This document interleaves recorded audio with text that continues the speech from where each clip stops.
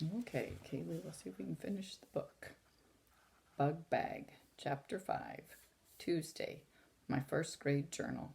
Mr. Scary just called me in from recess. All the other children are still playing out there. He said for me to write in my journal for a minute, and he will be with me soon. I keep peeking at him from behind these pages. He is printing sentences on the board. It is extra work for me, I think. I do not actually approve of this. From Junie B., first grader. Mr. Scary put his chalk down. You can stop peeking at me now, Junie B., he said. I looked at him real surprised, 'cause that guy has eyes in the back of his head, apparently. He turned around and smiled. Do you see these 3 sentences that I just wrote up here, he asked. Yes, I see them, I said. Excellent, said Mr. Scary. Could you stand up and try reading them from back there, please? Just then my heart got pumpy and poundy inside. 'Cause I'm not good at reading from the board, that's why. I kept on sitting there. Please, said Mr. Scary, just give it a try, okay? Finally I stood up and I squinted at the sentences. Here's Junie B. and Mr. Scary looking at the sentences. They look pretty blurry to me. Must be how Junie B. is seeing them. I read real slow. Bob is a bug bag, I read. I did a teensy frown at that news. Really? I asked. Bob is a bug bag? Mr. Scary pointed to sentence number 2. Try this one, he said. Squinted some more. I like my hog spit, I read again. I looked at my teacher very curious. These sentences are oddballs, aren't they? I said. Mr. Scary pointed at the last one. Just one more to go, he said. So I scratched my neck and I strained my eyes. Jack is going to jail? I read. I did a gasp. Really? No fooling? Jack who? Mr. Scary came back to my seat. He took my hand and walked me closer to the board. Could you try reading them again from here, Junie B., he said. I made my voice real whiny.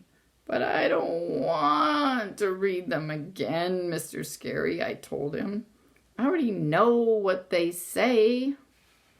Just one more time, he said. And so, finally, I did a big breath. And I read the sentences all in a row. Bob is a big boy. I like my dog Spot. Jack is going to Jill's. I covered my mouth very surprised. Hey, what do you know? He's going to Jill's, Mr. Scary, I said. Phew, that's a relief, right? Mr. Scary laughed. Right, he said. After that, I headed for the door. Okie doke. Well, I guess I'll be getting back to recess now, I said. See ya. I waited for him to answer. He did not say see ya. I turned around. See ya? I said a little bit softer. But Mr. Scary just shook his head no, 'cause too bad for me, he had other plans. Mr. Scary took my hand. We walked out of room 1 and down the hall. You and I are going to visit Mrs. Weller, Junie B., he said. You remember Mrs. Weller from last year, don't you? I shook my head no, 'cause that name did not ring a bell. Mostly, I would just like to remember recess, I said. Mr. Scary patted my shoulder. Mrs. Weller is a very lovely person, he said. Recess is a lovely person, too, I said. Mrs. Weller is the school nurse, he said. I quick stopped walking, because the school nurse is where you go when you are sick or tired, and I was totally fine. But I am in good shape, I said. See, me? I don't even need a Band-Aid. Mr. Scary smiled. He pulled me along again. Of course you're in good shape, Junie B., he said. But Mrs. Weller does lots of nice things besides giving out Band-Aids. Just then, we walked into Mrs. Weller's office. And guess what? I remembered her perfectly well. I just never knew she had a name before. "Why, Junie B. Jones," she said, "what a nice surprise to see you again." "It's a surprise to see you too," I said, "'cause I'm not even sick or tired. Plus also, I'm supposed to be on the playground right now." Mrs. Weller laughed out loud, only I don't actually know why. After that, she and Mr. Scary whispered real quiet to each other. Then finally Mr. Scary patted my shoulder. "I'm going to leave you with Mrs. Weller for a while, Junie B," he said. "The two of you are going to play a game with her eye chart, okay?" And there we have a picture of them whispering real quietly. Some of these pages just don't want to turn. All of a sudden, my stomach felt kind of jumpy, because playing a game with the nurse did not sound fun. "No," I said inside my head, "not okay." Mr. Scary waved. "See you," he said. I watched him go. I did not say see you back. Chapter 6, The E-Game. I sat in a chair next to Mrs. Weller's desk. She asked me lots of questions. First, she asked me how I liked my summer vacation. Then she asked me how I liked first grade and how I liked Mr. Scary. That is called stall talk, I believe. Finally, Mrs. Weller stood up. "Have you noticed the eye charts I have hanging on my wall, Junie B?" she asked. She pointed at them. "Eye charts are posters that help us test our eyesight," she explained. "I have 2 different kinds. See? One has alphabet letters on it, and the one right next to it is filled with funny E's. That one is called an E-chart." I looked at that funny thing. "Whoa," I said. "Those are the craziest E's I ever saw. They are backwards and forwards and upside down." There's the chart she's looking at. "You're right," said Mrs. Weller. "The E's are all mixed up, aren't they? And today, you and I are going to play a game with those mixed up E's. It's called the E-Game." After that, Mrs. Weller got a little paper cup, and she showed me how to hold it over one of my eyes. "We're going to be testing each of your eyes separately," she said. "While one eye is hiding under the cup, the other eye will play the game. Okay?" I shrugged my shoulders, because what choice did I have? Mrs. Weller showed me where to stand to play the game. Then she went back to the E-chart. "All right," she said. "Now, each time I point to one of the E's, I want you to tell me the direction it's facing. Are you ready, Junie B?" I shrugged again. Then I hid one eye behind the cup, and Mrs. Weller pointed at the first E. I pointed my finger up. "That one is facing up to the ceiling," I told her. "Good," she said. "Excellent." I felt a little better inside. Mrs. Weller pointed to the next E. There's the pictures of Junie B and Mrs. Weller playing the E-game. I turned my finger down at the floor. "That one is facing down," I said. Mrs. Weller smiled and nodded. I stood up taller, because this wasn't as hard as I thought. After that, the nurse kept pointing at more E's, and I kept on telling her which way they were facing. Right, left, down, left, up. I stopped and grinned. "Hey, what do you know? I'm a breeze at this game, right?" "Right, Mrs. Weller? Right, I said. Mrs. Weller winked at me. "We're almost done," she said. "Only a few more E's to go." She pointed to a new row. There was a fuzzy smudge next to her finger. "Whoops," I said. "What happened there? Did someone spill something on your chart?" Mrs. Weller did a little frown. She kept pointing at the smudge. "Can you tell me anything about this mark at all, Junie B?" she asked. "Yes," I said. "It's a smear ball." Mrs. Weller moved her finger over a little bit. "What about this mark over here? Can you tell me anything about this one?" I stared and stared at that thing. That one's a toughie," I said. Finally, Mrs. Weller came over to me. "That's fine," she said. "You did just fine, Junie B." After that, we played the same game with my other eye. And guess what? I saw 3 more smudgies, and a smeary. After I was done, I sat down in the chair again. Mrs. Weller said I needed glasses. I do not like Mrs. Weller. Now, Chapter 7, Good Guessing. The nurse called Mother at her work. She tattletaled about the glasses. Then Mother tattletaled to Daddy, and those two would not let the matter drop. They talked about glasses all during dinner that night. I couldn't even digest my food that good because they kept talking about those stupid, dumb glasses. Sooner or later, almost everyone ends up wearing glasses, Junie B., Daddy said. Really, they do. I put my hands real glum. Really, they don't, I grumped. Daddy's telling you the truth, Junie B., said Mother.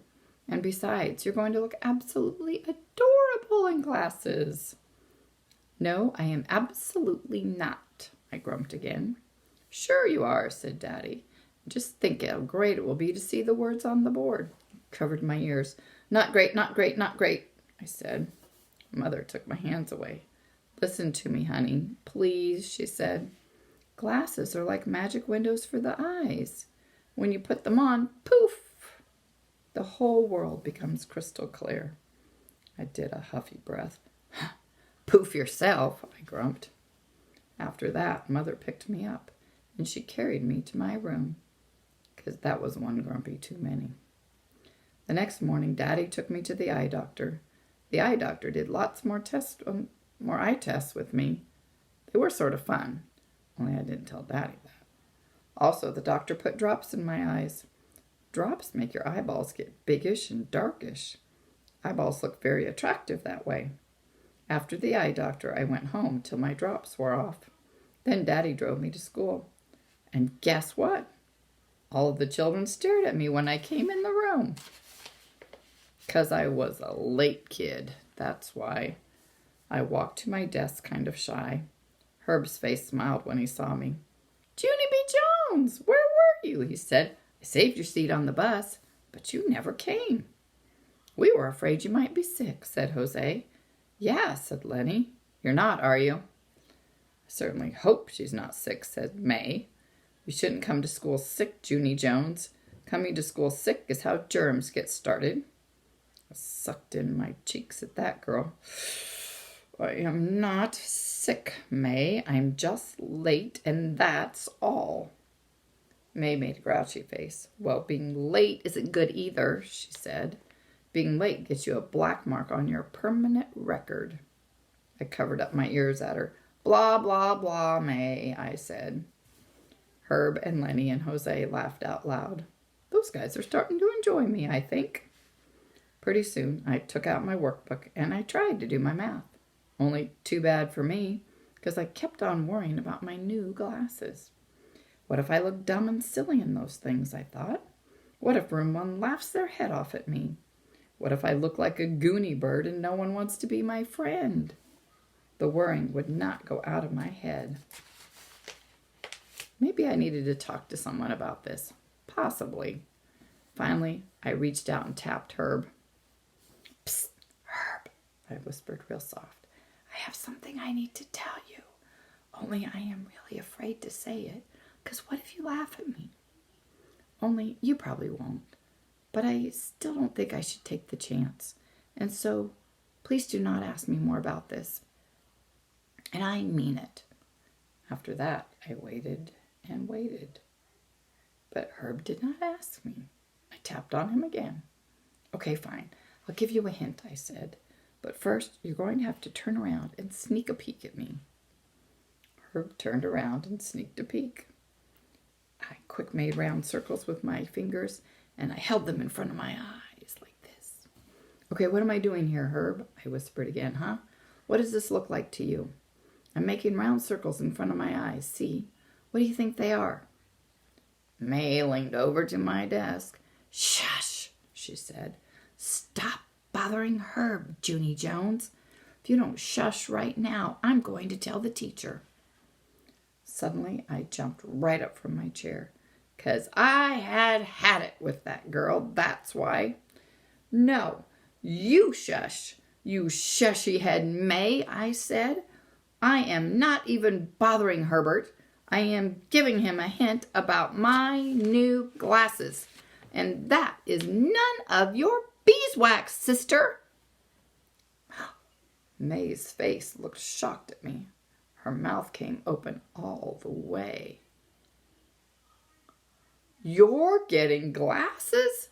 She said real loud. You're getting glasses, said Herb. You're getting glasses, said all of room 1. The children stared and stared. My head felt hottish and sweatish. I sat back down in my chair. Then I looked at Herb kind of sickish. And I whispered the words, good guess. And there's everybody in the classroom looking at Junie B. Jones. Chapter 8, Showing and Telling, Friday. Dear First Grade Journal, today I brought my new glasses to school. Hey, there's Junie B's writing in her journal. Very nice. They are hiding in my sweater pocket because I don't want to put them on. That's why. My stomach is in a knot ball. Also, there is tension in my head. We are having show and tell soon.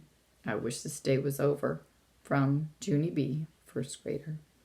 Mr. Scary clapped his hands. Okay, boys and girls, please put your journals away now. I'll give you more time later if you need it. But right now, we have to get started with show and tell. Who would like to go first this morning? May sprang out of her chair. I would, she called out. Then she quick grabbed a brown envelope out of her backpack and she ran to the front of the room. It's my report card from kindergarten, everyone, she said, real thrilled.